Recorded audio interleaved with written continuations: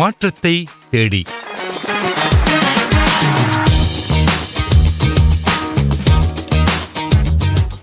மாறும் இந்த உலகில் இறைவனின் வார்த்தை ஒன்றுதான் என்றுமே மாறாதது.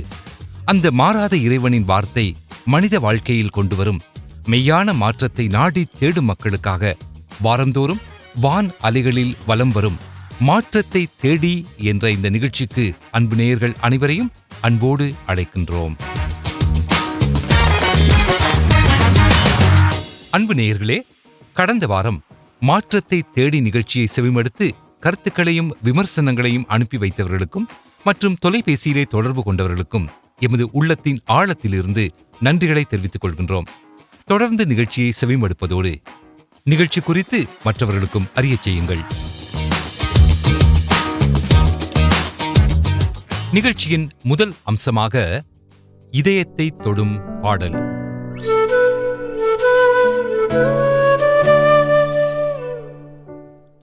ஒருவர் நம்மை அடித்து காயப்படுத்திவிட்டால் சில நாட்களில் அந்த காயம் ஆறிவிடும், மாறிவிடும். ஒருவேளை அந்த சம்பவத்தை நாம் மறந்தும் போகலாம். ஆனால் மற்றவர் நம் உள்ளத்தை காயப்படுத்தும் அளவுக்கு பேசிவிட்டால் சில சமயங்களில் பல வருடங்கள் கடந்தாலும் அந்த காயமும் அந்த சம்பவமும் நம் மனதை விட்டு மாறாத வடுக்களாக மாறிவிடும். பெற்றோர் பிள்ளைகளை பார்த்து கூறும் வேதனைப்படுத்தும் வார்த்தைகள், கணவன் அல்லது மனைவி ஒருவரை குத்திக்காட்டி பேசும் குதர்க்கமான வார்த்தைகள், சில சமயங்களில் அது நமது மனதில் ஆற்ற முடியாத காயங்களாகி விடுகின்றன. நாம் அறியாத ஒருவர் நாம் வேதனைப்படும் விதத்தில் ஏதும் பேசிவிட்டால் ஒருவேளை அதை நாம் பொறுத்துக் கொள்ளலாம். ஆனால் நாம் நேசிக்கும் ஒருவர், நமக்கு நெருக்கமான ஒருவர் பேசும் கொல்லும் வார்த்தைகள் அம்புகள் போல நம்முடைய உள்ளங்களை தைத்து ஊடுருவிச் சென்று அது இதயத்தை கிழித்து விடுகின்றன. மின்சார பல்பை கண்டுபிடித்த தாமஸ் எடிசன் அவர்களின் வாழ்க்கையில் நடைபெற்றதாக சொல்லப்படும் ஒரு சம்பவம் குறித்து எங்கோ எப்போதோ வாசித்த ஒரு கதை இது. ஒருமுறை எடிசன் தன் நண்பரிடம் காண்பிப்பதற்காக தனது உதவியாளரிடம் தான் புதிதாக உருவாக்கிய ஒரு பெரிய அளவிலான ஒரு கண்ணாடி மின் குமிழை எடுத்து வரும்படி கூறினாராம். அந்த உதவியாளர் அதை எடுத்து வரும்போது கால் தடுமாறி விழுந்ததில் அந்த கண்ணாடி பல்ப் சுக்கு நூறாக உடைந்து விட்டது. உடனே எடிசன் ஓடிச் சென்று தன் உதவியாளனுக்கு ஏதும் காயம் ஏற்பட்டு விட்டதா என அவனை அன்போடு விசாரித்தாராம். அதை பார்த்த எடிசனின் நண்பர் அவரை பார்த்து, இவ்வளவு விலையுயர்ந்த பல்பை உடைத்துவிட்டு இவனை நீர் கடிந்து கொள்ளாமல் சும்மா விட்டுவிட்டீரே என்று கேட்க, அதற்கு எடிசன், ஒரு மின் குமிழ் உடைந்து விட்டால் என்ன, அதைப்போல அநேக மின் குமிழ்களை என்னால் செய்ய முடியும். ஆனால் நான் கோபத்தில் சொல்லும் வார்த்தையினால் அவனது உள்ளம் உடைந்து போகுமானால் அதை என்னால் மறுபடியும் ஒட்ட வைக்க முடியாதே. அவன் இதை வேண்டுமென்று செய்யவில்லை. வேண்டுமென்று செய்வதுதான் பிழை. ஆனால் கைதவறி நடப்பது பிழை அல்ல, அது தவறு. இவன் செய்தது பிழை அல்ல, இது கை தவறுதலாய் நடந்த தவறு என்று கூறினாராம். ஆம், சில சமயங்களில் அற்பமான சாதாரண விடயங்களுக்காக ஒருவர் மற்றவர் மீது கொட்டி தீர்க்கும் கொடுமையான வார்த்தைகளும் கொடுக்கும் தண்டனைகளும் மற்றவரை எந்தளவு காயப்படுத்தி விடுகின்றன என்பதை சிலர் உணர்வதில்லை. ஒருவர் ஆத்திரத்தில் கூறும் வார்த்தைகளை மற்றவர்கள் சில வேளைகளில் மறந்து போகலாம்.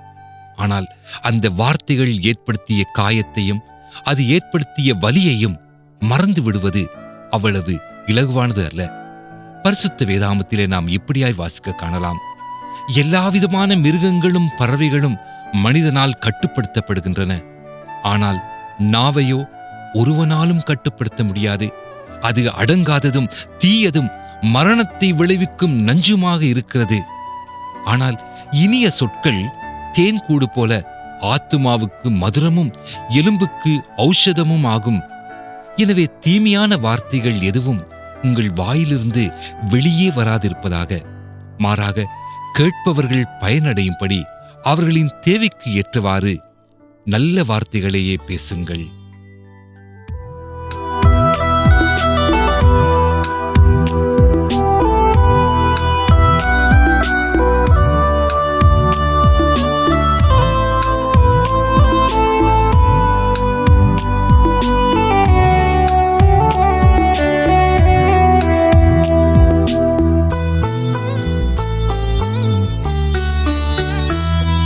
என் இதயத்தை இதயத்தின் காயத்தை ஆற்றிடும் எந்தன் ஏசையா, என் இதயத்தின் காயத்தை ஆற்றிடும் எந்தன் ஏசையா. கரை காணா படகை போல தடுமாறும் வாழ்க்கையா, கரை காணா படகை போல தடுமாறும் வாழ்க்கையா. இதயத்தின் காயத்தை ஆற்றிடும் எந்தன் ஏசையா.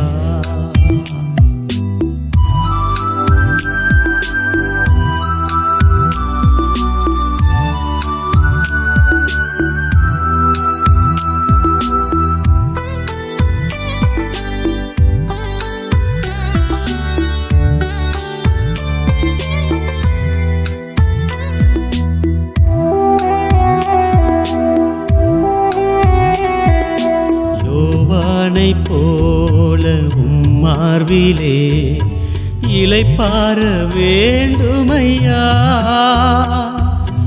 யோவானை போல உம்மார்விலே இளைப்பாற வேண்டுமையா. நிகழ்ச்சியின் அடுத்த அம்சமாக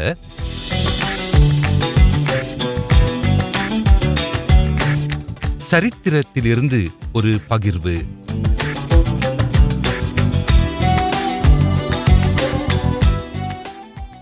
திருநெல்வேலி பாளையங்கோட்டியில் முருகன் குறிஞ்சி என்ற இடத்தில் அமைந்துள்ள ஊசி கோபுர ஆலயம் மற்றும் அதன் அருகில் அமைந்துள்ள மேரி சாஜன் மேல்நிலைப் பள்ளி என்பன எப்போது எவரால் தோற்றம் பெற்றது என்பதை குறித்து இன்றைய சரித்திரத்திலிருந்து ஒரு பகிர்வு கொண்டு வருகிறது. கேட்டு பாருங்கள். போதகர் சார்லஸ் தியாப்லஸ் இவால்ட் ரேனியஸ் அவர்கள் 1790 வருடம் ஜெர்மனியில் உள்ள கிராண்டன்ஸ் என்ற இடத்தில் பிறந்தார். இவர் 6 வயதாயிருக்கும் போது இவரது தந்தை இறந்து போனார். கிறிஸ்தவ சமய பணியில் ஆர்வம் கொண்டு அதற்காக தன்னை தயார்படுத்திக் கொள்ள பெர்லின் நகரம் சென்று அங்கு இறையியல் பயின்று தனது 22வது வயதில் சீர்திருத்த திருச்சபை பிரிவை சேர்ந்த ஒரு மத குருவாக பட்டம் பெற்றார். 2 ஆண்டுகளின் பின்னர் சர்ச் மிஷன் சங்கம் சார்பில் இந்தியா வந்தார். இந்தியா வந்தவர் தரங்கம்பாடியில் சிறிது காலம் தங்கி தமிழ் பயின்றார். பின்பு சென்னை சென்று அங்கு தமிழ் மற்றும் தெலுங்கு மொழிகளை கற்றார். இவர் சென்னையில் முகவி ராமானுஜ கவியாரிடம் தமிழ் இலக்கணத்தை முறையாக கற்றுத் தேர்ந்தார். பின்பு திருப்பாட்கடல்நாதன் கவிராயர் என்னும் தமிழ் அறிஞரிடம் சுமார் 14 வருடங்கள் தமிழ் இலக்கண இலக்கியங்களை கற்றார். இயல்பாகவே இனிமையாக பேசக்கூடிய இவர் தமிழையும் சிறப்பாக பேசக்கூடியவரானார். இவருடைய சொற்பொழிவுகளை எல்லா மக்களும் ரசித்து கேட்டனர். அத்துடன் இவர் தமிழில் பல இலக்கண இலக்கிய நூல்கள் மற்றும் பூகோளம், சரித்திரம், சூரிய மண்டலம் போன்ற பாட நூல்களையும் எழுதியுள்ளார். போதகர் ரேனியஸ் சென்னையிலிருந்து திருநெல்வேலிக்கு மாற்றலாகி அங்கு 18 ஆண்டுகள் பணியாற்றினார். அந்நாட்களில் திருநெல்வேலி திருச்சபையில் காணப்பட்ட சாதி பாகுபாடுகளைக் கண்டு அதை எதிர்த்து போராடினார். ஆலயம், பாடசாலை, மாணவர் விடுதி என அனைத்திலும் அனைவரும் சரிசமமாக நடத்தப்பட வேண்டும் என்பதில் மிகவும் கண்டிப்பாக இருந்தார். மேலும் பாடங்கள் அனைத்தும் தமிழிலேயே கற்பிக்கப்பட வேண்டும் என்பதிலும் ஆர்வம் கொண்டிருந்தார். இதனால் மாணவர்களுக்கான பாடல் நூல்களை தமிழில் மொழிபெயர்த்தார். ஆண்களைப் போலவே பெண்களுக்கும் கல்வி கிடைக்க வேண்டும் என்ற உயர்ந்த நோக்கத்தில் பெண்களுக்கும் பாடசாலைகளை உருவாக்கினார். வேளாளர் சமூகத்தை சேர்ந்தவர்களை மட்டுமின்றி முதன்முறையாக நாடார் சமூகத்தை சேர்ந்தவர்களை பாடசாலை ஆசிரியர்களாகவும் திருச்சபை உபதேசியார்களாகவும் நியமிக்கத் தொடங்கினார். இதனால் இவர் அநேக எதிர்ப்புகளை முகங்கொடுக்க நேரிட்டது. புதிதாக கிறிஸ்தவர்களாக மாறியவர்கள் உயர் சாதியினரால் இழைக்கப்படும் கொடுமைக்கு ஆளானதினால் அதிலிருந்து அவர்களை பாதுகாப்பதற்காக பல கிறிஸ்தவ குடியிருப்பு கிராமங்கள் அக்காலத்தில் அமைக்கப்பட்டன. அவற்றில் நல்லூர், மெய்யூர், நாயனூர், சமாதானபுரம், பாவநாசபுரம், விசுவாசபுரம், சந்தோஷபுரம், ஆசிர்வாதபுரம், இரட்சண்யபுரம், சத்திய நகரம், அன்பின் நகரம் போன்றவை குறிப்பிடத்தக்கவை. 1827 ஜெர்மனியில் இருந்த டோனா பிரபு என்பவரின் நிதி உதவியோடு புலியூர் குறிச்சி என்னும் கிராமத்தை போதகர் ரேனியஸ் விலைக்கு வாங்கி அங்கு கிறிஸ்தவர்களை குடியேற்றினார். அந்த ஊர் டோனாவூர் என்று பெயர் பெற்றது. இந்த ஊரில்தான் ஏமி காமைக்கல் அம்மையார் அவர்களின் சிறுவர் காப்பகமும் அமைந்துள்ளது என்பது குறிப்பிடத்தக்கது. திருநெல்வேலி மாவட்டத்தில் கிறிஸ்தவ சமய பணியில் இவர் ஆற்றிய தொண்டு அளவிடற்கரியது. இதனால் இவர் திருநெல்வேலி அப்போஸ்தலர் என்று அழைக்கப்பட்டார். இவர் திருநெல்வேலி பகுதியில் 371 கிறிஸ்தவ திருச்சபைகளை நிறுவினார். திருநெல்வேலியில் பாளையங்கோட்டி முருகன் குறிச்சி என்ற இடத்தில் 1826 ஆண்டு பொதுமக்களின் வழிபாட்டிற்காக ஒரு சிறு ஆலயத்தை கட்டினார். அதுவே தூய திருத்துவ பேராலயம் எனப்படும் ஊசி கோபுர ஆலயமாக இன்றும் சிறப்பு பெற்று விளங்குகிறது. உயர்ந்த கருத்துக்களை தெளிந்த நடையில் உணர்த்தும் திறன் ரேனியஸிடம் அமைந்திருந்தது. அவரது நூல்களில் அழகுண்டு, இனிமையுண்டு, நிறந்துரைக்கும் நீர்மையுண்டு, வகுத்தும் தொகுத்தும் உரைக்கும் வனப்பும் உண்டு என இவரது தமிழ் புலமையை பற்றி சேதுப்பிள்ளை அவர்கள் கூறியிருக்கிறார். தமிழ் மொழிக்கும் சிறப்பாய் தொண்டாற்றிய வீரமாமுனிவர் ஜியு போப் கால்டுவேல் போன்றவர்களுக்கு இணையாக போதகர் ரேனியஸ் அவர்களும் கருதப்படுகிறார். 1838 ஆண்டு ஜூன் 5 அன்று மரணமடைந்த போதகர் ரேனியஸ் அவர்களின் உடல் அடைக்கலாபுரம் தூய யோவான் ஆலய கல்லறை தோட்டத்திற்கு வெளியே ஊரின் நடுவில் அடக்கம் செய்யப்பட்டது. போதகர் ரேனியஸ் அவர்கள் கிறிஸ்தவ சமய பணியுடன் தமிழ் இலக்கியத்திற்கும் அவரும் பங்களிப்பை செய்தவர் என்ற பெருமைக்குரியவர். அத்துடன் ஒரு சமூக சீர்திருத்தவாதியாகவும் விளங்கினார். இப்படியாக தமிழ் மொழிக்கும் சமுதாய சமத்துவத்துக்கும் பணியாற்றி மறைந்த போதகர் ரேனியஸ் மறைந்தாலும் அவரது சேவை சரித்திரத்தில் என்றும் மறக்கப்பட முடியாத ஒன்று.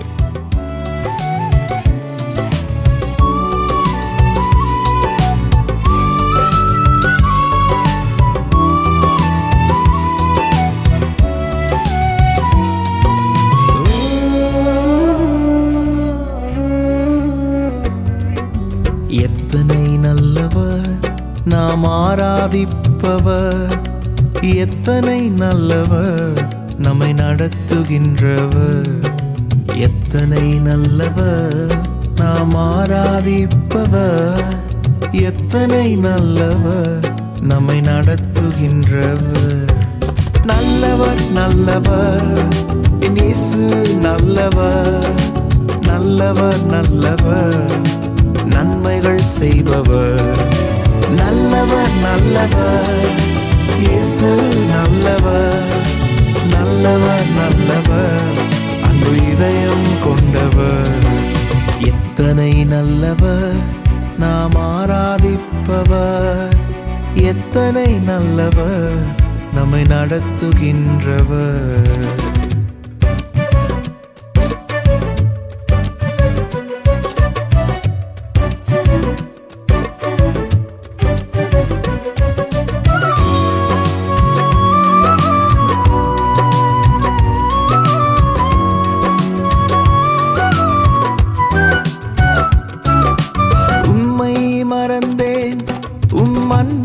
மறந்தேன், ஆனாலும் என்னை நீர் மறந்திடவே இல்லை. உம்மை மறந்தேன், உம் அன்பை மறந்தேன், ஆனாலும் என்னை நீர் வெறுத்திடவே இல்லை. உம்மை எப்படி பாடுவேன், உம்மை எப்படி துதிப்பேன், உம்மை எப்படி பாடுவேன், உம்மை எப்படி துதிப்பேன். என்னதான் வரட்டும் உம்மை மறந்திடவே மாட்டேன், என்னதான் வரட்டும் உம்மை விலகிடவே மாட்டேன். நல்லவர் நல்லவர் என் இயேசு நல்லவர், நல்லவர் நல்லவர் நன்மைகள் செய்பவர். நல்லவர் நல்லவர் இயேசு நல்லவர், நல்லவர் நல்லவர். நிகழ்ச்சியின் அடுத்த அம்சமாக பரிசுத்த வேதாகமத்திலிருந்து ஒரு பக்கம். ஒரு நாள் ஆண்டவராகிய இயேசு ஒரு மலையிலிருந்து கீழே இறங்கி வந்தபோது பெருந்திரளான மக்கள் அவரை பின்தொடர்ந்தார்கள். அப்பொழுது தொழுநோயினால் பாதிக்கப்பட்ட ஒரு மனிதன் வந்து அவர் முன் முழந்தாளிட்டு, ஆண்டவரே, உமக்கு விருப்பமானால் என்னை சுத்தமாக்க உம்மால் முடியும் என்றான். இயேசு தன் கையை நீட்டி அவனை தொட்டு, எனக்கு விருப்பமுண்டு, நீ சுத்தமடைவாயாக என்று சொன்னார். உடனே அவன் தனது தொழுநோயிலிருந்து குணமாகி சுத்தமானான். அப்போது இயேசு அவனிடம், நீ இதை ஒருவருக்கும் சொல்லாதபடி பார்த்துக்கொள். ஆனால் நீ போய் மதகுருவுக்கு உன்னை காண்பித்து, நீ குணமடைந்ததற்கான ஒரு அத்தாட்சியாய் மோசே கட்டளையிட்ட காணிக்கையைச் செலுத்து என்றார். அதன் பின்னர் அவர் கப்பர்நகும் என்ற ஊருக்குச் சென்றபோது 100க்கு தளபதி என்று அழைக்கப்படும் ஒரு இராணுவத் தலைவன் உதவி கேட்டு அவரிடம் வந்து, ஆண்டவரே, வீட்டில் எனது வேலைக்காரன் முடக்குவாதம் உடையவனாய் கடும் வேதனையுடன் படுத்திருக்கின்றான் என்றான். இயேசு அவனிடம், நான் அங்கே வந்து அவனை குணமாக்குவேன் என்றார். 100க்கு தளபதி அதற்கு பதிலளித்து, ஆண்டவரே, நீர் எனது வீட்டுக்குள் வருவதற்கு நான் தகுதியுடையவன் அல்ல. ஒரு வார்த்தை கட்டளையிடுவீராக, அப்போது என் வேலைக்காரன் குணமடைவான். ஏனெனில் நானும் அதிகாரத்திற்கு கீழ்ப்பட்ட ஒருவனாயிருக்கின்றேன். எனக்கு கீழேயும் இராணுவ வீரர்கள் இருக்கின்றார்கள். நான் ஒருவனை போ என்றால் அவன் போகின்றான், வேறு ஒருவனை வா என்றால் அவன் வருகின்றான். எனது வேலைக்காரனிடம் இதைச் செய்யென்றால் அவன் செய்கின்றான் என்றான். இயேசு இதைக் கேட்டபோது வியப்படைந்தவராய் தம்மை பின்தொடர்கின்றவர்களிடம், நான் உங்களுக்கு உண்மையைச் சொல்லுகிறேன், இத்தகைய பெரிதான விசுவாசத்தை நான் இஸ்ரவேலர் எவரிடத்திலும் கண்டதில்லை என்றார். அதன் பின்னர் இயேசு 100க்கு தளபதியிடம், நீ போ, நீ விசுவாசித்தபடியே உனக்கு நடக்கட்டும் என்றார். அப்போது உடனடியாக அவனது வேலைக்காரன் குணமடைந்தான்.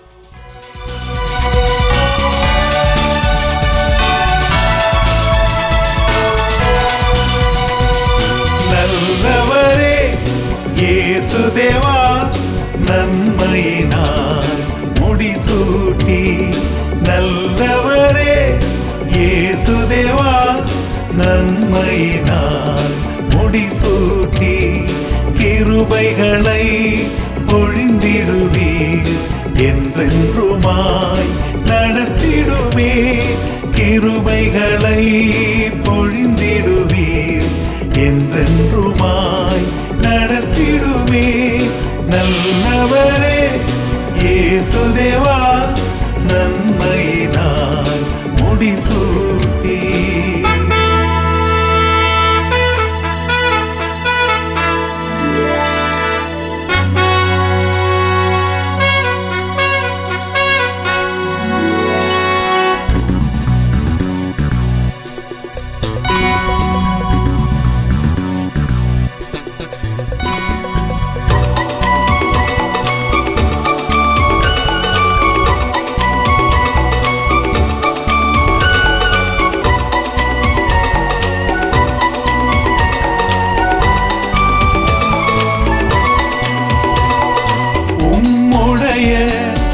பரிசுத்தமாம் வீட்டின் நன்மையாய், உம்முடைய பரிசுத்தமாம் வீட்டின் நன்மையாய் திருப்தியாக்கியே தினம் நடத்துமே. திருப்தியாக்கியே தினம் நடத்துமே. தேவா, உம்மை நான் என்றும் துதிப்பேன். நல்லவரே இயேசுதேவா, நன்மையினால் முடிசூட்டி.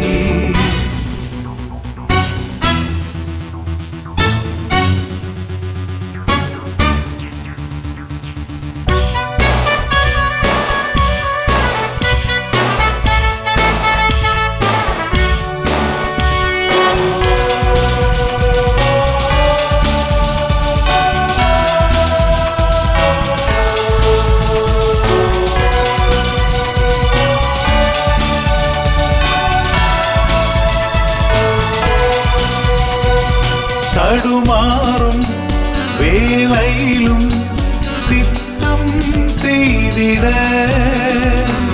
தடுமாறும் வேளை செய்திட பாதை காட்டினீரே, என்றும் ஸ்தோத்திரம். பாதை காட்டினீரே, என்றும் ஸ்தோத்திரம். தேவா உம்மை நான் என்றும் துதிப்பேன், நல்லவரே இயேசு தேவா. நன்மையினால் முடிசூட்டி கிருபைகளை பொழிந்திடுவீர் என்றென்றுமா. நிகழ்ச்சியின் அடுத்த அம்சமாக இன்றைய நாளுக்கான தியான செய்தி. நம்முடைய வாழ்க்கையிலே ஒவ்வொரு நாளை நாம் தொடங்கும் போதும் பல்வேறு விதமான எதிர்பார்ப்புகளுடன் அந்த நாளை ஆரம்பிக்கின்றோம். ஆனால் நம்முடைய வாழ்க்கையிலே நாம் நினைத்தது நிறைவேறவில்லை, நாம் கேட்டது கிடைக்கவில்லை. வாழ்க்கையில் வேதனைக்கு மேல் வேதனை என்றவுடன் நாம் மனம் சோர்ந்து போய்விடுகிறோம் அல்லவா? பரிசுத்த வேதாகமத்திலே 34ஆம் சங்கீதத்தில் கர்த்தர் நல்லவர் என்பதை ருசித்து பாருங்கள், அவர் மேல் நம்பிக்கையாயிருக்கிற மனுஷன் பாக்கியவான் என தாவீது எழுதுகின்றார்.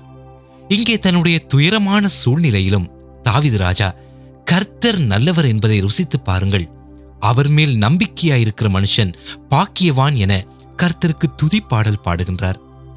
பொதுவாக நம்முடைய வாழ்க்கையிலே எல்லாம் நன்றாய் இருக்கும் போது கர்த்தரை துதிப்பதும் கர்த்தர் நல்லவர் என்பதை அறிக்கையிடுவதும் இலகு. ஆனால் நம்முடைய சூழ்நிலைகள் பாதகமாய் இருக்கும் போது, வேதனையின் சூழ்நிலையில் நம்மால் கர்த்தர் நல்லவர் என்பதை அறிக்கையிட்டு அவருக்கு துதிப்பாடுவது இலகுவான காரியமல்ல. அப்படியானால் தன்னுடைய வேதனையான சூழ்நிலையில் தாவீது ராஜாவால் எப்படி கர்த்தர் நல்லவர் என்று பாட முடிந்தது என நாம் ஒருவேளை சிந்திக்கலாம். அதற்கு காரணம், கர்த்தர் நல்லவர் என்பதை அவர் தனிப்பட்ட ரீதியாக அறிந்திருந்தார். எத்தனையோ முறை அவர் கர்த்தருக்கு விரோதமாக பாவம் செய்த போதும் கர்த்தர் அவர் மேல் இரக்கம் வைத்து அவர் மேல் கிருபையாயிருந்ததை தாவீது ராஜா அறிவார். அதனாலேயே தன்னுடைய வேதனையான சூழ்நிலையிலும் கர்த்தர் நல்லவர் என்பதை அறிக்கையிட்டதோடு கர்த்தரை நான் எக்காலத்திலும் ஸ்தோத்தரிப்பேன் என பாடினார். எனக்கு தெரிந்த ஒரு கிறிஸ்தவ நண்பர் அடிக்கடி சொல்லுகிற ஒரு காரியம், நம்முடைய வாழ்க்கையை குறித்து நமக்கு இருக்கும் அக்கறையை விட நம்முடைய தேவன் நம்மேல் அதிக அக்கறை உள்ளவராய் இருக்கிறார் என்பதாகும். ஆம், இதை கேட்டுக்கொண்டிருக்கும் பிரியமானவர்களே, உங்கள் வாழ்க்கையை குறித்தும் உங்கள் வருங்காலத்தை குறித்தும் அங்கலாய்ப்போடு இருக்கிறீர்களா? அப்படியானால் உங்களுக்கும் நான் சொல்லக்கூடிய நம்பிக்கையின் வார்த்தை, உங்களுடைய வாழ்க்கையை குறித்து உங்களுக்கு இருக்கும் அக்கறையை விட கர்த்தர் உங்கள் மேல் அதிக அக்கறை உள்ளவராய் இருக்கின்றார். மத்தேயு 7ஆம் அதிகாரத்தில் இயேசு கிறிஸ்து, உங்களில் எந்த மனுஷனானாலும் தன்னிடத்தில் அப்பத்தை கேட்கிற தன் மகனுக்கு கல்லை கொடுப்பானா? மீனை கேட்டால் அவனுக்கு பாம்பை கொடுப்பானா?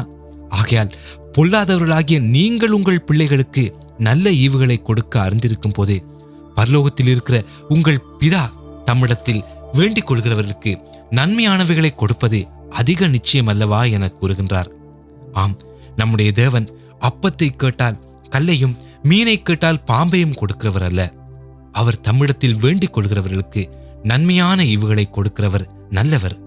ஒருவேளை கர்த்தரிடத்தில் நாம் விரும்பி கேட்ட காரியம் கிடைக்காமல் இருந்திருக்கலாம். அது நமக்கு நன்மையான ஒன்றைப் போலவும் தெரிந்திருக்கலாம். ஆனால் நம்மை விட சகலமும் அறிந்த கர்த்தருக்கு நன்மை எது தீமை எது என்பது நிச்சயம் தெரியும். ஆகவே கர்த்தரை நாம் முழுமையாக நம்பலாம்.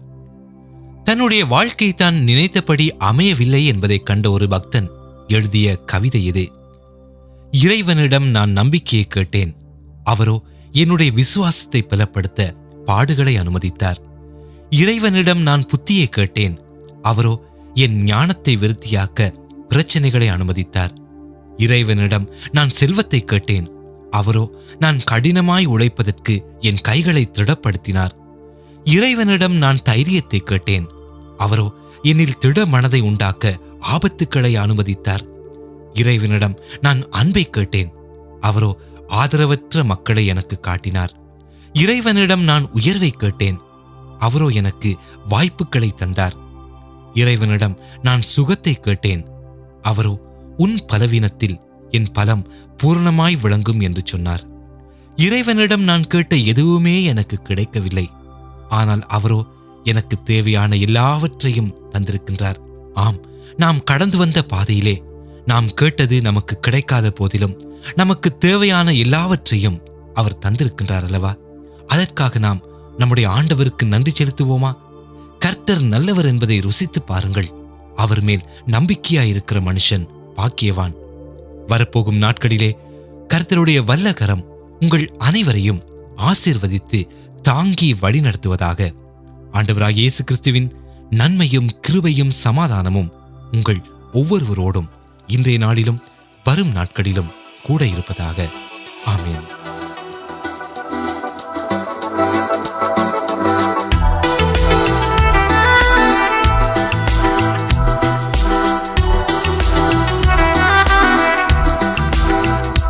கர்த்தர் நல்லவர் என்பதை நான் ருசித்து பார்க்கிறேன். கர்த்தர் வல்லவர் என்பதை அவர் செயலில் காண்கிறேன். கர்த்தர் நல்லவர் என்பதை நான் ருசித்து பார்க்கிறேன். கர்த்தர் வல்லவர் என்பதை அவர் செயலில் காண்கிறேன். அவர் நல்லவர், அவர் வல்லவர், அவர் கிருபை என்றும் உள்ளது. அவர் நல்லவர், அவர் வல்லவர், அவர் கிருபை என்றும் உள்ளது. கர்த்தர் நல்லவர் என்பதை நான் ருசித்து பார்க்கிறேன். கர்த்தர் வல்லவர் என்பதை அவர் செயலில் காண்கிறேன். அன்பானவர்களே, நீங்கள் கேட்டுக்கொண்டிருந்தது TWR லங்கா வழங்கிய மாற்றத்தை தேடி. இன்றைய நாளில் நிகழ்ச்சியில் எங்களோடு இணைந்திருந்த உங்களுக்கு எமது நன்றிகளை தெரிவித்துக் கொள்கின்றோம். நிகழ்ச்சி குறித்த உங்கள் ஆரோக்கியமான கருத்துக்களையும் விமர்சனங்களையும் அன்போடு எதிர்பார்க்கின்றோம். நீங்கள் எழுத வேண்டிய முகவரி மாற்றத்தை தேடி, TWR லங்கா, தபால் பெட்டி எண் 2, புத்தளம்.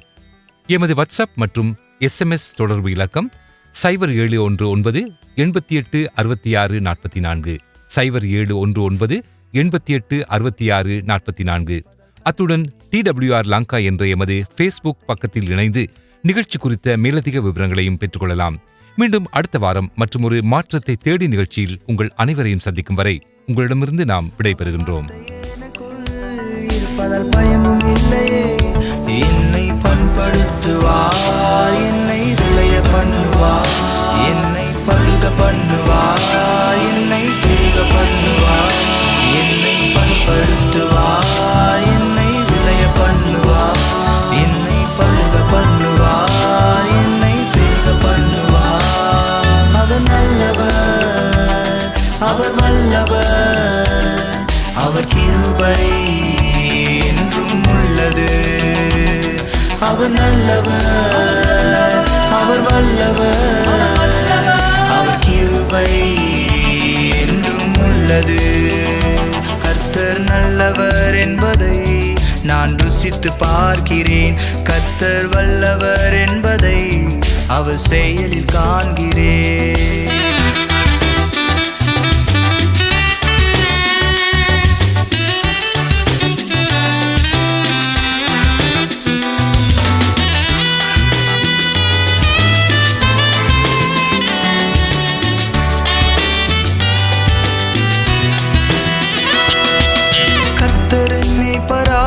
இருப்பதால் தாழ்ச்சி இல்லையே.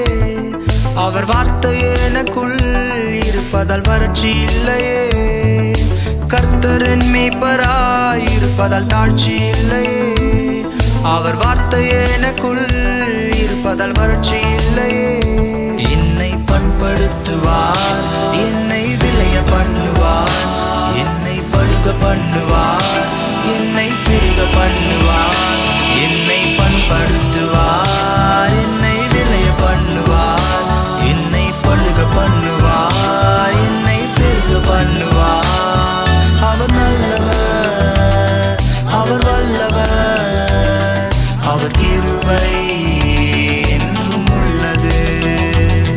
அவர் நல்லவர், அவர் வல்லவர், அவர் கிருபை என்றும் உள்ளது. கர்த்தர் நல்லவர் என்பதை நான் ருசித்து பார்க்கிறேன். கர்த்தர் வல்லவர் என்பதை அவர் செயலில் காண்கிறேன்.